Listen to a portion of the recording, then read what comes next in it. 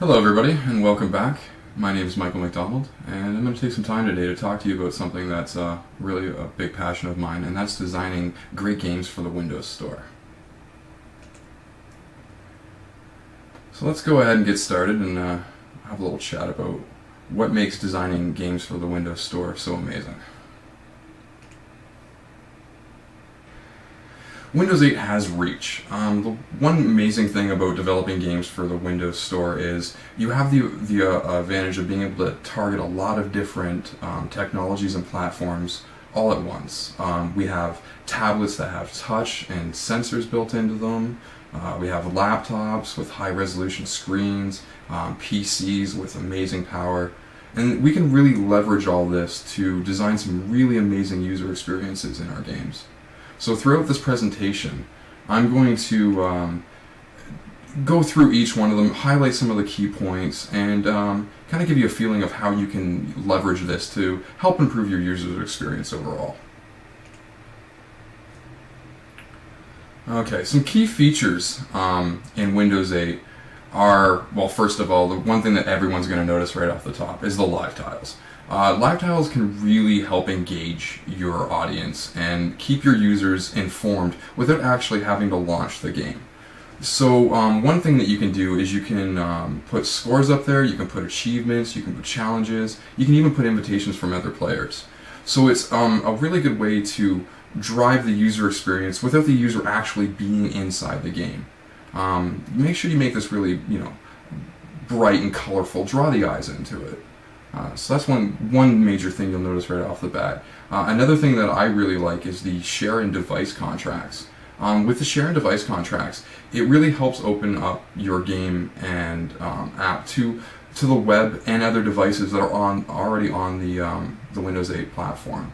So you could do things like share with Facebook, share with Twitter. It's a really neat feature, and we'll go into a little more depth about that after. We also have support for different input methods. You can use touch, you can use pen, you can use keyboards, mouse, and of course gamepads. So we'll talk a little bit about how to use all these different input methods and how to leverage them for your game. Sensors. This is really exciting. You've got things like light sensors, gyroscopes, accelerometers, you've got location devices like GPS. So we can really use all this to expand the experience of the game and allow a lot of the users to really do things that they wouldn't expect in most games, right? So we'll talk about a little bit about that too. Form factors and views. Okay, so this is great. You've got tablets to large LCDs, right? So you have a very variety of tablets that have different screen resolutions and sizes. You've got LCDs that are just absolutely huge with, beyond HD now. So that's something that we really need to take into consideration when we're designing our game is what do we expect the player to be playing this on, and kind of build into it so that they have the ability to switch from different form factors and views. One other thing that's coming out and becoming a little more popular now is the game controllers with screens on them, or tablets being used as a secondary screen or a different view for the video game. So that's something that's really nice to play around with and possibly leverage in your game. And then of course there's the Windows Store. This is like the developer's best friend. It gives us great opportunities. It really lets us get out there and distribute, promote, and get our games out into the marketplace. It's built so that you can get feedback from your audience and little things like making in-game app purchases. Like, it makes it so much easier to do that with the Windows Store. We'll go into a little more depth about that in a bit, but it's a really nice feature that I've used personally in a couple of my games as the limited free trials feature. So we'll talk about that as well. The big thing is I'm gonna go through all this and really show you how we can use these features and how they affect and the design and development of our game as we get started.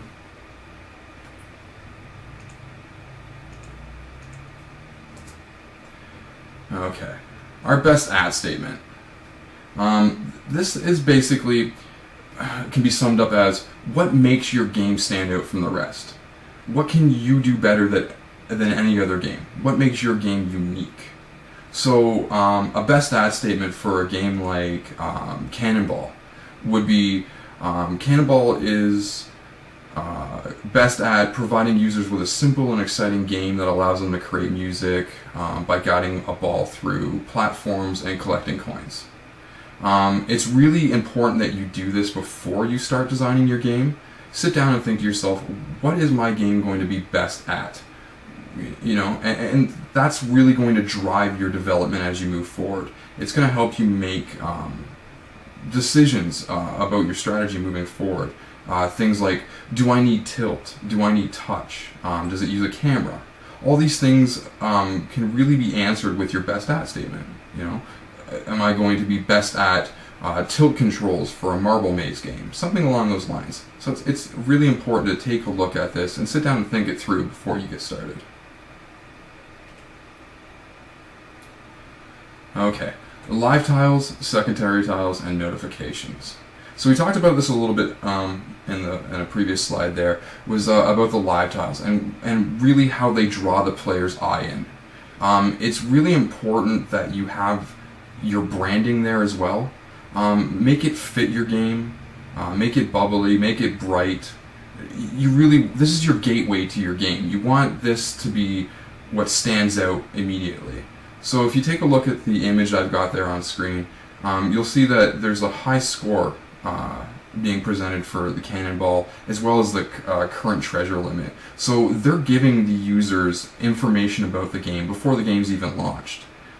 This is really useful for games that have multiplayer, for instance. You could use the live tile to display notifications about someone's turn. Like, so if it's a turn-based game and it's my turn, it's going to pop up and say, it's your turn, right? And you can go ahead and click in there and play the game through.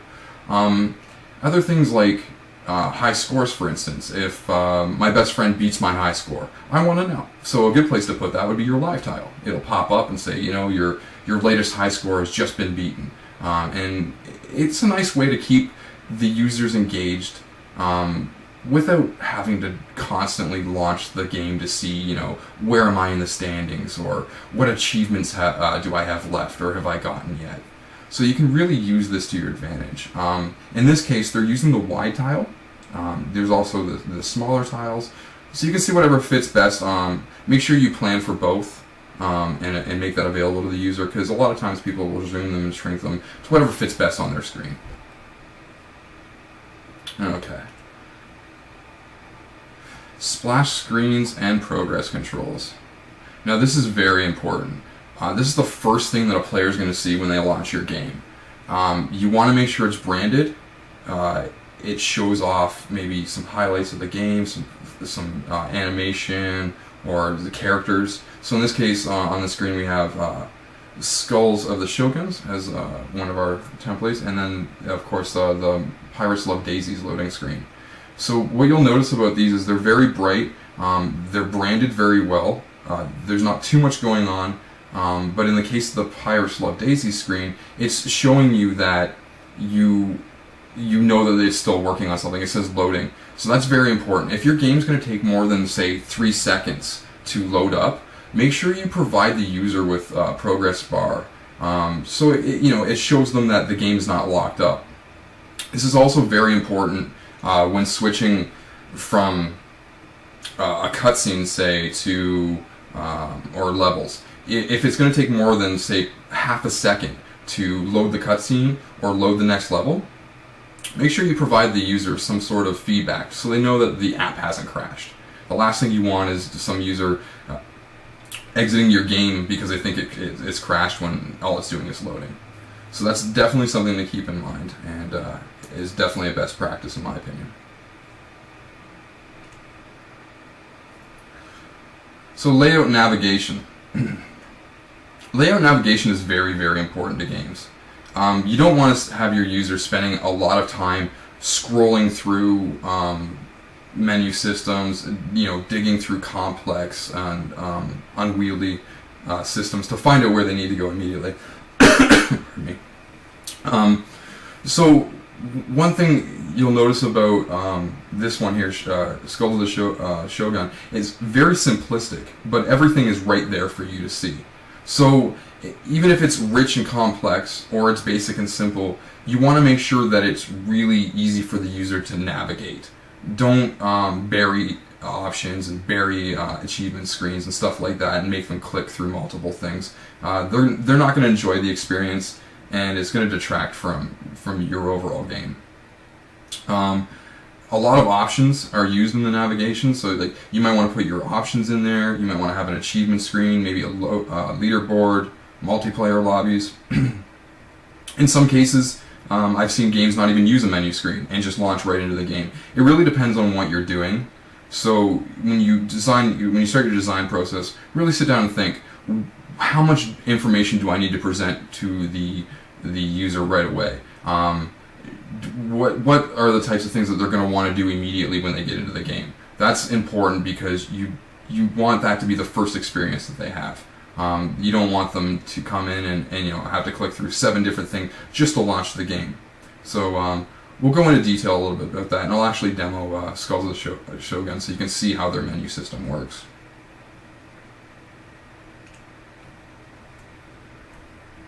And this actually brings up a good point. This is basically when you start designing, you want to think about what pattern fits my game best. And when it comes to menu design and that, you want to think, what kind of system do I want to use for my particular situation? So we'll go ahead and we'll take a look at a couple here. 2 of the major ones are hierarchical pattern and flat pattern. So we're going to go into each one independently. Let's take a look at the hierarchical pattern first. Sorry. This pattern is really good for showing everything up front. It puts all the content in front of the users immediately. So your users feel like they're getting the complete experience at once. You can have sections for, say, level choosing, new games, continuing old ones. You can have sections for showing achievements and friend activity. And you can do all this by putting it all on one horizontal panning screen. So this is really good for games that have a lot of different options or a lot of secondary experiences. One of the things that you could do with this pattern is you could actually brand each one of the sections. So say I click on a level. You could actually have it branding, like changing the background to match that level. So the user gets that kind of feeling like it's specialized to each section, right? That's important. It kind of draws the player in. It gives them a little bit more feeling of completeness. One thing about this design is, depending on your game, of course, but you might always want to include something like a back button that'll bring you right back to this hub. So if I'm in the middle of playing the game, I can click on this back button and it'll take me right back to the hub. Maybe I can check my achievements or something like that. It's a really good idea to include that with this design.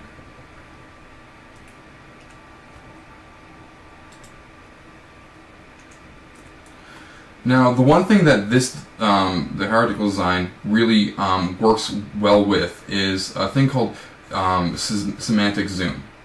So because you have a lot of choices when it comes to that pattern, you have a lot of scrolling issues. Like you're going to be scrolling from side to side to see other categories. So what semantic zoom does is it allows you to zoom out and see all the categories at once. This makes it a lot faster for you to navigate through your system and makes it easier for the players to find what they're looking for. So you could pinch out and zoom out. In this case on the screen you can see that it has game themes, awards, leaderboards, and then I could go right in and say select achievements, and I can zoom right in on those achievements. So it's one easier way of letting them navigate so they're not constantly scrolling from side to side trying to find what they're looking for. So it's definitely something that you want to include when you're using that pattern. Okay, the other pattern that's really popular is called the flat pattern. The flat pattern keeps the gameplay front and center. It's great for branding your game because you're seeing all that right in front of you. It's minimalistic, but it can be rich with information. So as you're seeing right here in the game Tankster, you have everything up on screen at once. You can see the interaction with the game, and you have like your invitations to match or to a match, or in this case it's pointing out that you have your turns available on one of the matches. So you can get a lot of information across to the player, but it's not it's not like it's not all over the place. It's not in a list. It's not there's no scrolling involved. It's really good for putting all the content and functionality up front. So one of the other things that I really like about it is you can kind of funnel your players through settings as well, right? Join match, and then it'll go to another screen that'll allow you to pick different settings for that match. So you're basically having the player funnel through the steps that they need to start the game without feeling like they have to go clicking through a bunch of menus. This can be great for games that don't have other standalone experiences. It's really good for the games that are more or less about that particular interaction. It's not about connecting with friends or having side games and stuff like that in it. One thing to point out though about app layout considerations is you want to maintain a single scrolling direction. Don't mix and match horizontal and vertical views. For example, top score list. That would be displayed vertical. So you'll be scrolling from top to down a lot in that. So one way you can take that out of the equation is wrap it. Set it as columns. So you have one list and then the next. That way the player's not scrolling constantly. And if you feel like there is too much scrolling, one good way of getting around that is, again, using semantic zoom. So if you go through it and you're like, you know what, I'm scrolling too much to see the high score table. Why not give it a semantic zoom? Let people pinch out or pinch it and see all of it at once in more of a zoomed form. So those are the two patterns. I want to take some time now and actually show you these patterns in use. So what I'm going to do is I'm going to fire up a couple of games here. First, I'm going to fire up Skulls of the Shogun and show you how they implemented their menu system and their loading screen and whatnot. So the first thing I want to show you here actually is the live tiles. If you look here, you'll see for Jetpack Joyride, it's giving me information. It says here, you've collected 5 vehicles. It's constantly rotating and updating and letting me see information about the game before I even load it. So it's kind of nice. And there you've got Cut the Rope. It's saying that I have 6 stars so far. So it's always giving you a little bit of feedback and keeping you interested without actually loading the game. So let's go ahead and fire up Skull of the Shogun here.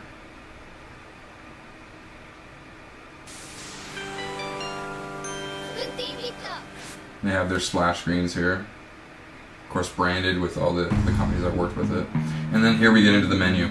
This is kind of like a hierarchical pattern mixed with a flat pattern. You have your sections, but they're laid out in such a way that all the information is readily accessible. You don't have to scroll or anything, it's just right there. So for instance, if I wanted to check my achievements, I can click my achievements here. Should load up, there we go, and it loads up another screen that shows me all my achievements. Currently I don't have any, so I guess I better get on that and get some achievements. But yeah, it makes it easy for your players to find what they're looking for. If you can see here, I can scroll through, like starting a new campaign. When I click it, it takes me to a new screen and it brands it with a little bit different feel, so it kind of customizes it to the new game experience. So your users are getting kind of a feedback, and it gives a nicer experience to the user. So that's basically Skulls of the Shogun's, the way they handle their menu system. So let's go ahead and take a look at another game here. Let's take a look at Jetpack Joyride. As you can see, they have a loading screen there, smashing high scores, and it just gives the user feedback, letting them know that your game is loading, and it's not crashed, it's coming. It's always nice to let the player know that you're you're not, crashing or stalled or something along those lines. So with Jetpack Joyride, they've went with more of the flat design again. Here you can see it says touch anywhere to play, so I can immediately jump right into this game if I wanted to. I can just click the screen and away I go. I can start playing immediately. But if I want to check out other things, they have the list on the side. So if I want to check what missions are available to me, I can go ahead and click that. And it says your mission so far, and it pops out a little thing here. All the while keeping interaction going. You see the little guys moving around. It keeps you feeling like the game's running and you're doing something. So again, it's kind of like a loading screen, only through the menu systems, right? So then if I click leaderboards, it'll go out and it'll download the leaderboards. So as you can see, there's multiple ways to handle the menu system. Again, it really depends on what your game's trying to achieve and what kind of features are included in your game.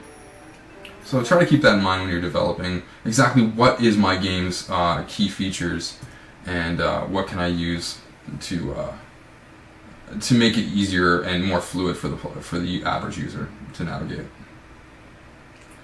So let's go ahead and talk about gameplay interactions. What's a game with no input, right?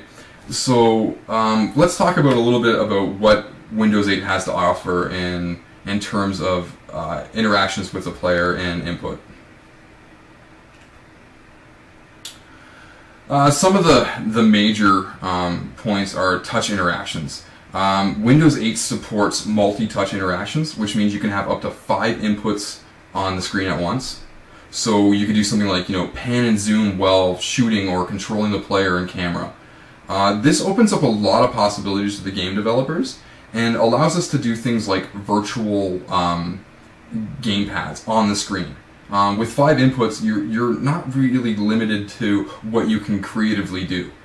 So you could do things like invisible controls, like a D-pad or joystick. Not only does this add a nice layer of interaction, but it also cuts down on screen clutter. One of the things you want to do, though, when you do an invisible control is let the size be customizable.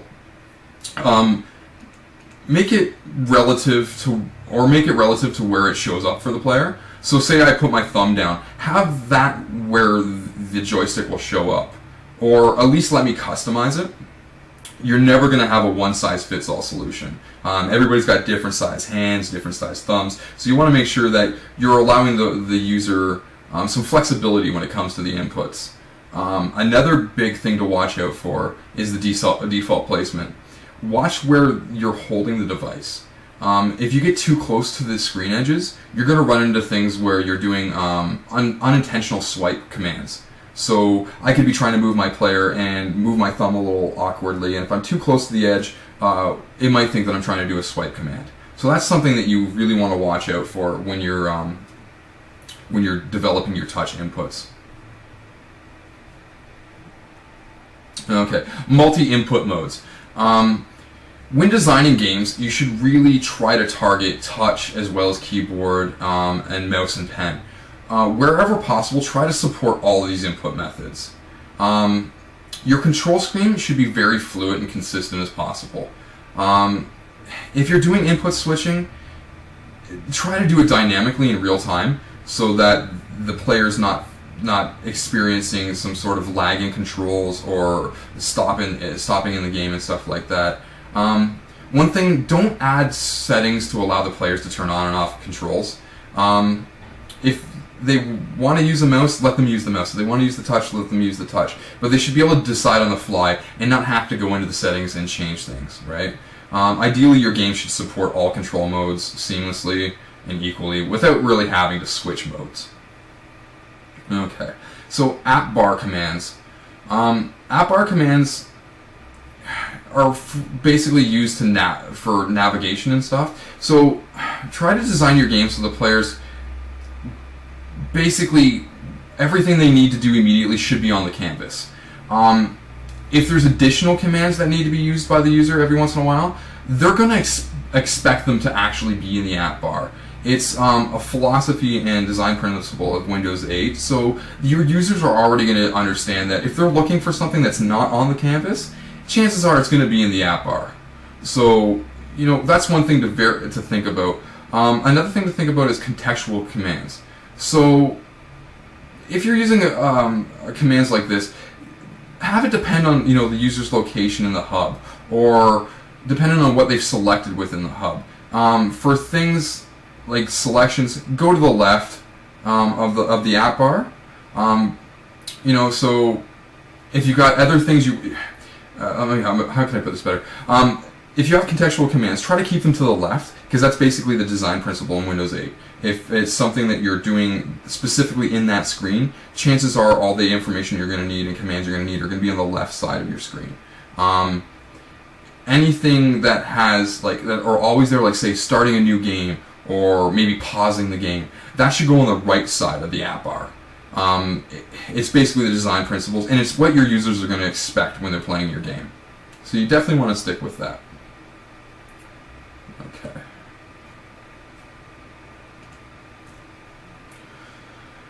When we're talking about the app bar, there's one question you should really ask yourself. Well, actually, two questions you should really ask yourself. Will this control be used frequently? And is this control crucial to the gameplay? If you answer yes to either of those questions, it may be a good choice to put that specific control on the canvas. This ensures the users won't become frustrated with constantly having to go down to the app bar and bring up something that is being used over and over and over again. So the app bar should be for things that are very infrequent and not necessary to continue the game. Also with the app control bars, you can personalize them and add some personality or branding to them. So there's a little bit of flexibility there as well. So I'm going to show you real quick. I'm going to demo a game called Cut the Rope. I personally like the way they use their menu system. So let's go ahead and take a look at Cut the Rope here.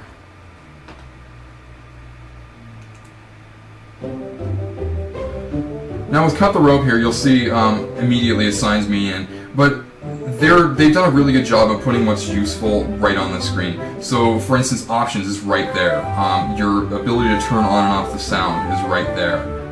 They've kept it very minimalistic, but it's very good for showing exactly how simple a menu can be, but getting all the information to the player at once. The other thing that's really good about Cut the Rope is their input system. They've done a great job at touch input.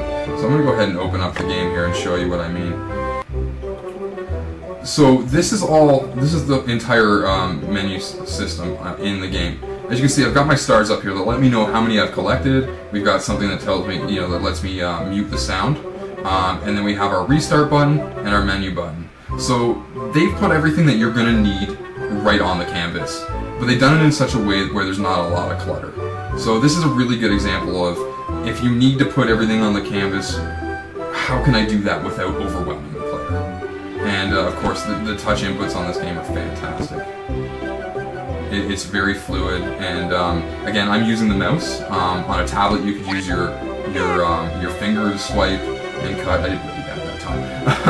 You can really see where the advantage of touch comes into a game like Cut the Rope. So that's a really good example to take a look at if you're trying to decide how to use interactions with the player. Let's talk a little bit about sensors. Sensors are really fun for me personally. I like the ability to add a layer of dynamics to my game that I can't necessarily do on, say, just a PC platform or maybe some of the game consoles. So it really opens up a new world of interaction to us. We have things like the accelerometers, we have the compass, we have the gyro, light sensors, and a bunch of other things. So some of the examples you could do is say for an accelerometer, you could use it to steer a car or tilt elements on your game. I'm sure a lot of you have played games out there that racing games that allow you to tilt your phone or your tablet to control the player's movements. That can be a really nice layer of interaction. You've got things, you could use the device's location sensors to determine how to rotate or turn your player or camera viewpoint. So if I move the device, the camera turns a little bit. You can shake the device and get input that way. Maybe that's how you defeat an enemy or reset a game board in a puzzle game or something along those lines. Light sensors are great for changing like a mood or lighting of a game's rendering. So you can kind of get a feel of like if they're in a bright room, you could darken up the images a little bit, or if they're in a dark room, you could do some really big flashes of light and stuff to kind of like if you're doing a horror game, maybe to scare them or something. So it's really cool in that respect. Augmented reality is possible with these sensors. So you could, do things like have a game where you're actually playing in your environment and have secret elements hidden right in the world. So that's really fun. So with things like sensor fusion that's built into Windows 8, it enables you precise orientation and location. So that is very important when you're doing AR, and can make a huge difference.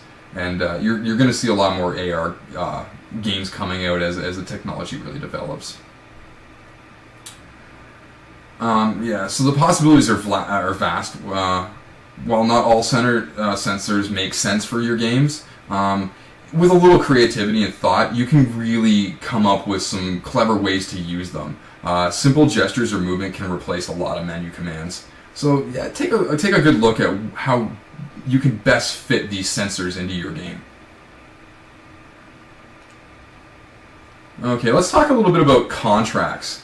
Windows 8 uses contracts to really enrich the experience of your game. It allows us to connect with other apps on the platform, as well as the web and the world in general. So it's a really good way to enrich the experience of your game and add a really nice layer to the user experience. So we'll talk a little bit about search.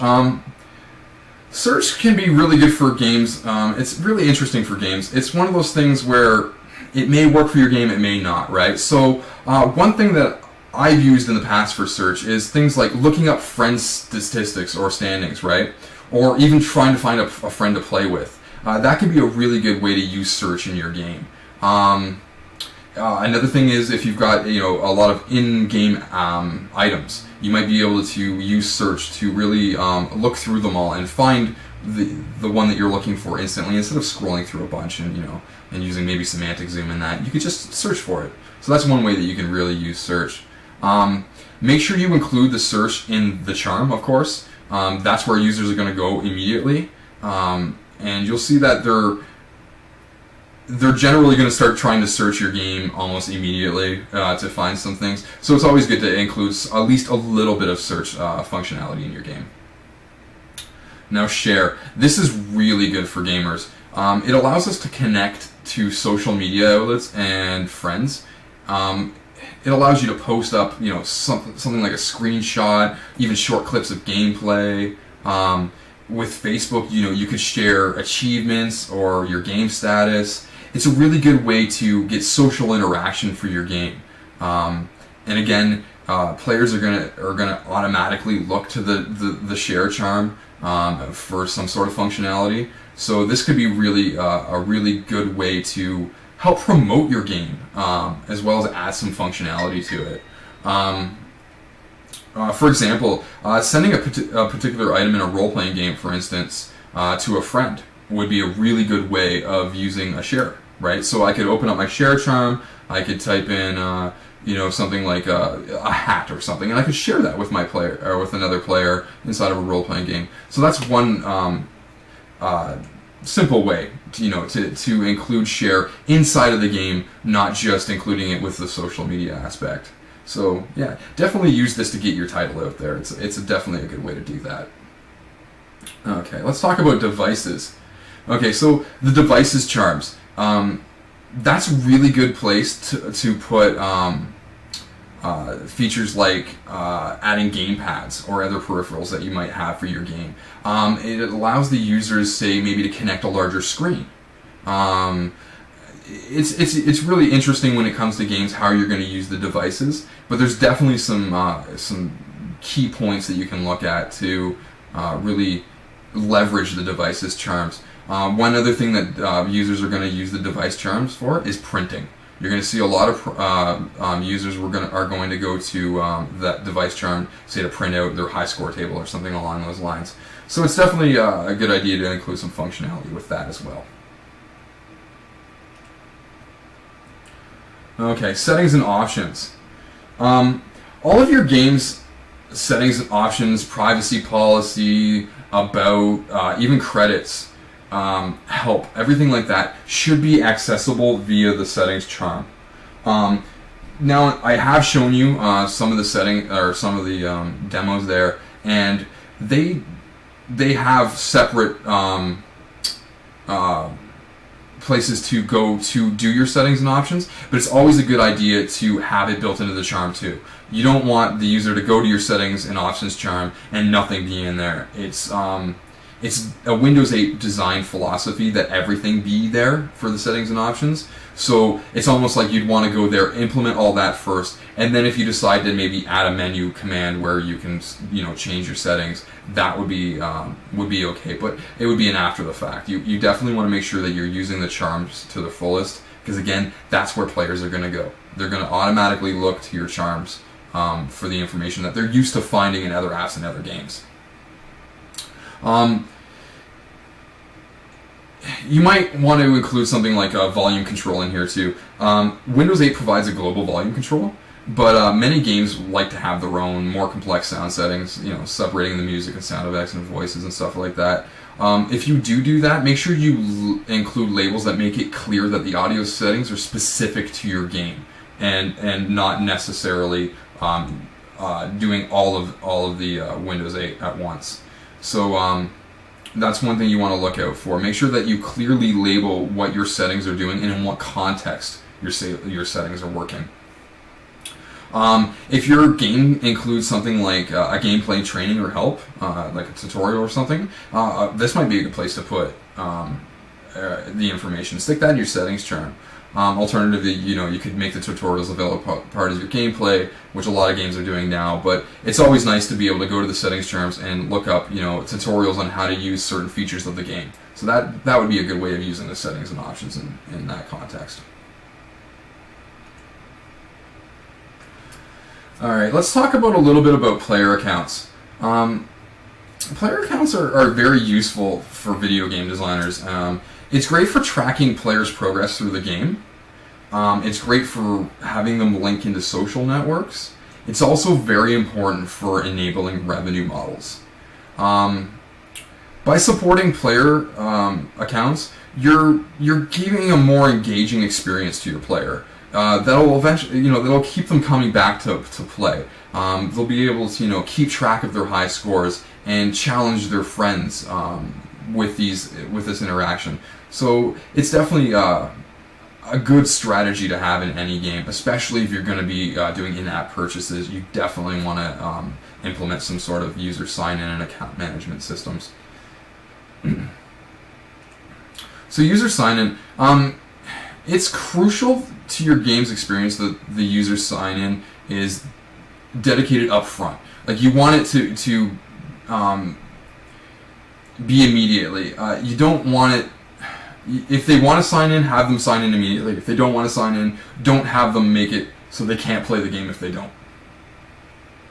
When it's possible, try to use the sign information from a Microsoft account or from a cache sign-in information from previous sessions in the game.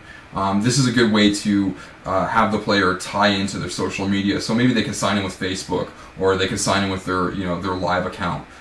This is easy for them. They don't have to make another account just to play your game, and it keeps everything kind of in one spot.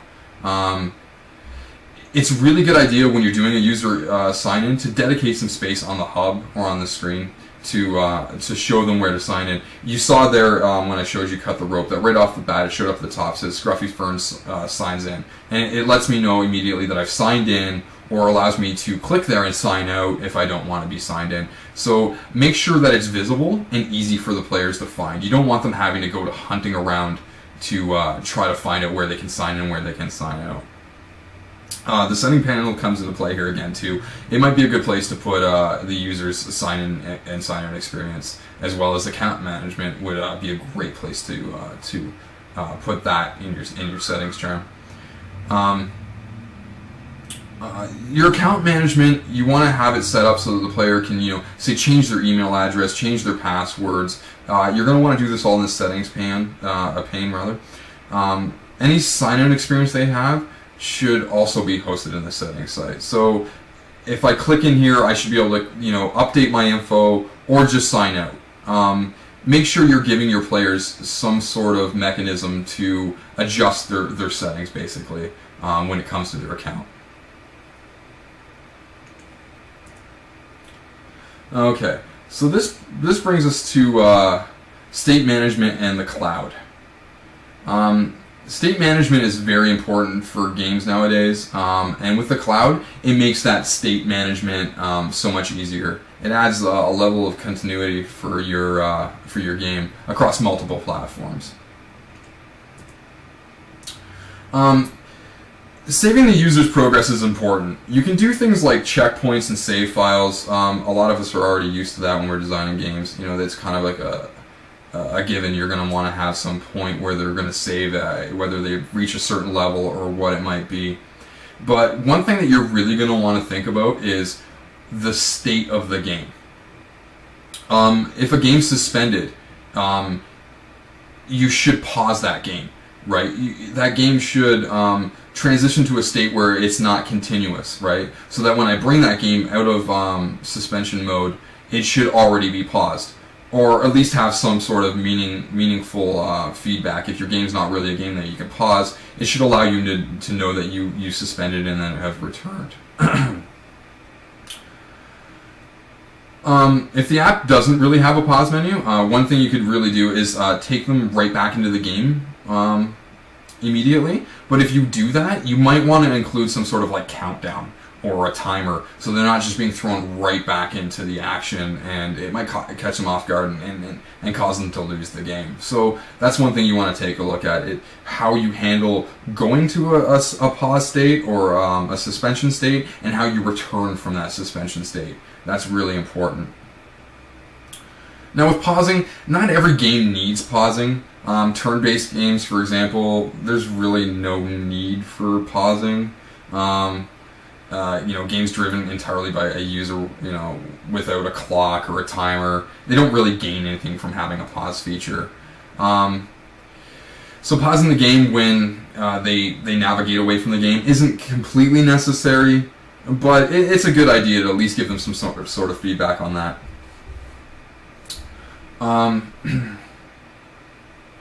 If it's not possible, for instance, like pausing in multiplayer game sessions, you don't really want the one player to be able to pause and hold up the rest of the game.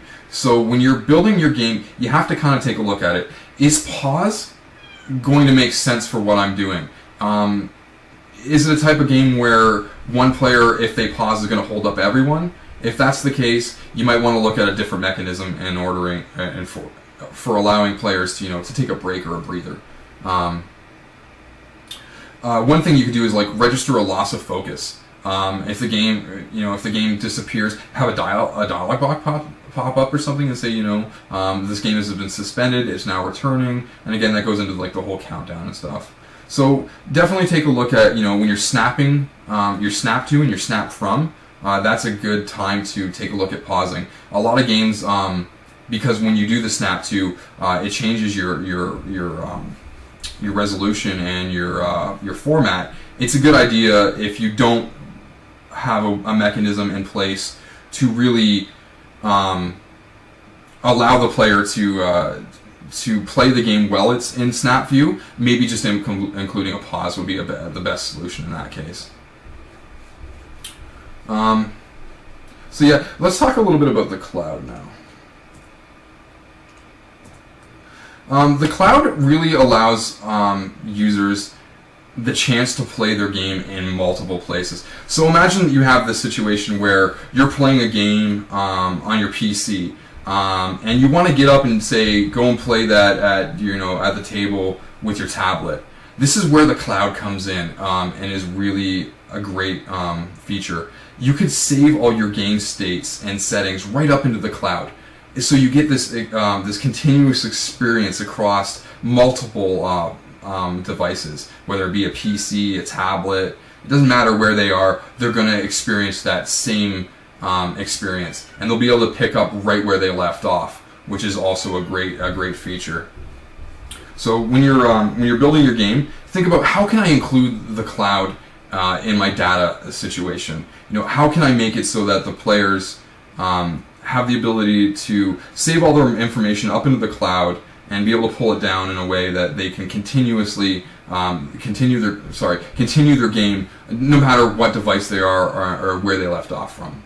So the cloud really opens up a great opportunity for us in multi-platform gaming.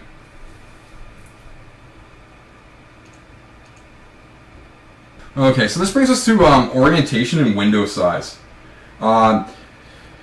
Orientation and window size is kind of a tricky situation. A lot of times when you're developing games, you're not sure of the resolutions that the player is going to be using and whatnot. So let's go through and really think about how we could use orientation and window size in our games.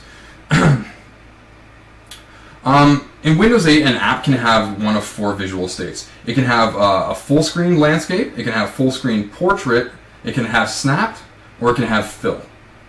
In order to get your game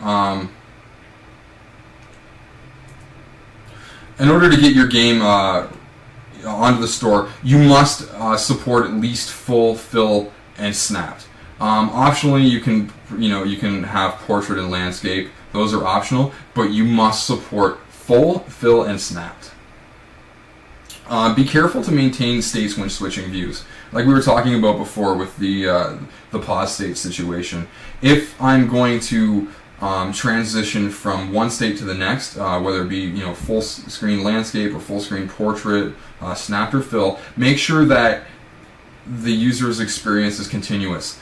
So if I move the device into a portrait mode, it should scale and change the formatting, but I shouldn't lose my point in the game. That's a big key. You don't want to ruin the user's experience because they moved the device or they snapped it or changed it to a fill view. When you're in the fill state, your game should be playable and should simply just adjust. The fill state isn't much different than your full view. So say you're snapping from a full screen to a fill view, it shouldn't look much different to the players. It should really keep a similar look and feel. When it comes to the snap view, though, this is where you're going to have to really scale the game. If you're going to make your game playable in snap view, you're going to have to deal with a few different things. First of all, you're in a lot tighter real estate when it comes to display, and also where you're going to put your user interaction, say like commands and stuff like that. You might have to actually cut those back in order to make it to look properly. You don't want to have it snap and then have a bunch of little icons all over the place, really cluttering it up and making it look unwieldy. So with a snap view, we'll get into this in the next few slides. The snap view is really good with for players that like to do multitasking. For instance, you might want to be reading, I don't know, or watching a video or something and playing a small, simple card game or something in snap view. These things really come in handy for users that like to multitask. It's a great feature, and if you can find a way to make your game playable in snap view, I definitely suggest it. Alright, let's go ahead and move on to snap view. I'm going to show you for instance here, this is the game called Cannonball. It's being snapped here, and as you can see, it's still playable, but all the elements have been resized to fit on the smaller screen. So the game's still the same game, it's still the same functionality, it's just been, minimalized to fit on the smaller screen. So that's a great example of how to make a playable snap view game. If we go ahead and here in the slides, I have an example from Cut the Rope where it's not playable. So what they've done is they've basically said, if you're in snap view, you can't continue the game, but we're going to give you a little bit of feedback. So in this case, they've got a screenshot of the current level. They've got what level you're on overall, and then they have a button here that says continue. So if the user wanted to, they could click continue. It's going to unsnap and it's going to go right back into the game. So that's a good way to implement snap if you don't want the player to be able to continue playing, or it's not feasible for the player to be able to continue playing. It's just a good idea just to pause it and give them the ability to continue when they see fit. So that's pretty much it for Snap View. So let's move on to something else. Let's talk about accessibility.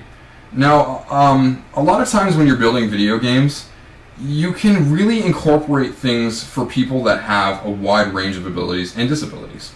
So if you're building your game, try to reimagine it as from the point of view of a person with disabilities. How can we accommodate those players and allow them to have a fun experience in our game as well? Adding features for accessibility can make games better for everyone. Accessibility features are really easy to set up, and if you're going to do it, start off early in the design process. Try to think about this right from the very beginning. How can I design the game so that it's accessible to everyone? So let's go through here. I'm going to point out a couple of key design points. So if you're designing for someone with visual impairments, blind or very visually impaired users use screen readers a lot to help them navigate. So when you're developing your model for your game UI, think about how is it going to work with a screen reader. Your games must be, you must label these UI elements properly, like with a name, with a role, a description, a state, position, because when the screen reader goes through, these are the things it's going to be looking for, and it's the feedback that they're going to get. So make sure when you do build these UI elements that you go through and make sure they're named properly and they have all the information that they need. It's important to consider what your UI will look like with system-wide accessibility options on the ease of access settings are enabled. Everything's going to be bigger, or maybe a high contrast mode, so you definitely want to think, how is this going to affect my game, and what can I do to make it work? Designing for keyboard accessibility and alternative inputs.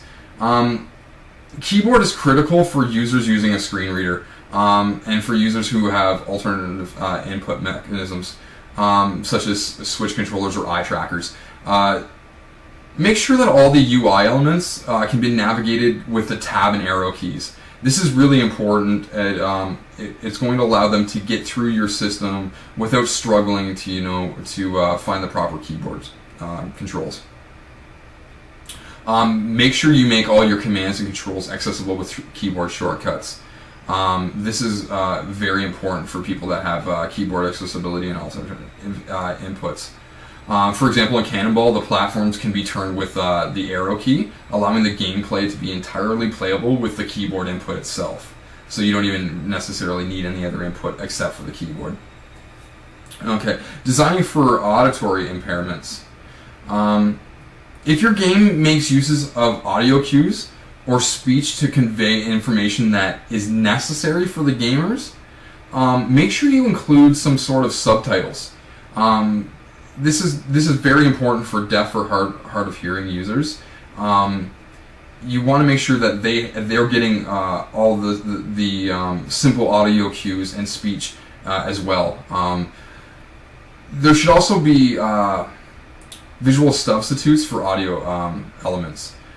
Say, like, if the mood of the game depends on the sound, have some visual cues in there as well that relate that mood. Don't rely solely on audio to develop the mood. This goes back to great game design development. You really need to balance everything. It shouldn't just be audio, it shouldn't just be lighting, it should be a mixture of the two. So make sure you have different ways of showing that. If you have multiple different sounds playing at once, have an effects and dialogue box pop up and provide separate volume controls for each, say, speech, music, stuff like that. So the players can really change that, and it'll help with their comprehension. All right. Designing for the cognitive impaired. Gameplay should allow for a wide range of difficulty levels and game speeds. You want to set this up so that everyone can enjoy your game. Could your game be played by someone who's learning to read? That's a great question to ask yourself. Don't make it so complicated that the average user and people with cognitive impairments can't pick it up and start playing right off the bat. One easy way to do that would be to, like, say, offer a sandbox or a free play mode that has like no time constrictions on it, and allows the users to really enjoy it without having constraints. So that's a good way of dealing with users that may have the cognitive impairments. That's a simple way. Okay, so that's pretty much it. Let's wrap it up. Windows 8, again, this is a really beautiful platform to develop your games for. It's really easy. It's very intuitive. The UI structure that the Windows 8 Principles relies on, it's really nice because it removes the clutter, which is great for us game developers. We don't want a bunch of options all over the screen. We want you focusing on our game. These key features, if you go through them, they're going to help you expand your game, and you're going to really be able to use what we've talked about here to make your game stand out in the marketplace. So make sure you follow the advice that we've given you, and take a look at all the guidelines and principles that are available to you when you're developing for Windows 8. And I can't wait to see your games in the store. Thanks for watching, everyone, and we'll take a quick break, and we'll be right back. Thank you.